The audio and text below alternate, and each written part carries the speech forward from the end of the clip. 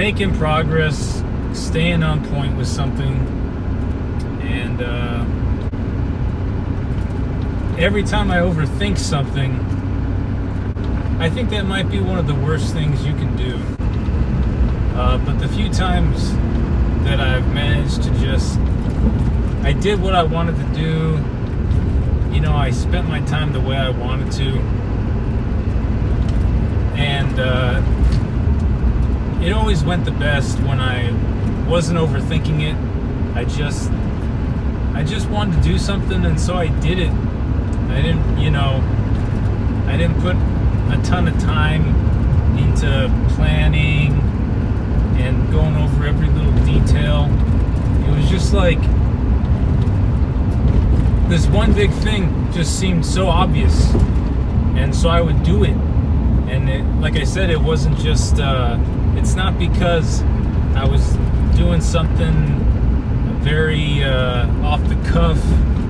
I mean, it wasn't just like out of nowhere I decided to do this thing. It might have been something that, I'd like to do that. I'd like to get into that. And, I'd sort of tell myself that for like a year or however long. And then, when I stopped worrying about that, when I don't want to say I dove right in, but I just decided I was gonna let it be easy. I wasn't gonna nitpick every little thing, and I would just kind of focus on that, and the other stuff I stopped worrying about. And I can't say that that's my mindset right now. I wish it was. I'm just there's other things. There's a few things I feel like I'm juggling, which is fine. It's not like the carefree, just focusing on one thing that you're not overthinking. I don't think that's the only viable, route.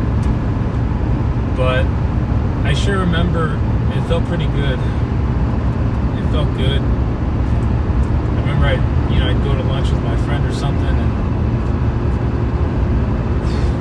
he was just, I guess, the way most people are in general. I mean, even the way I was for a long time, just always worrying about every little thing, and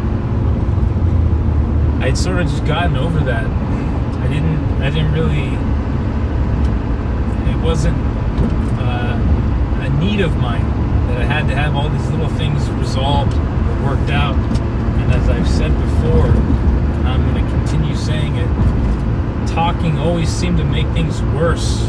And I know some people, they just like to talk, and I think like with some guys it's not so much of an issue. They're just big talkers. It doesn't really do them as much detriment as the people that I have in mind. Because some people, they take it way too far, and they just want to analyze every little axis point of every interaction. What someone's tone meant, what their inflection meant. Why did they say it like that? No, but the way they said it.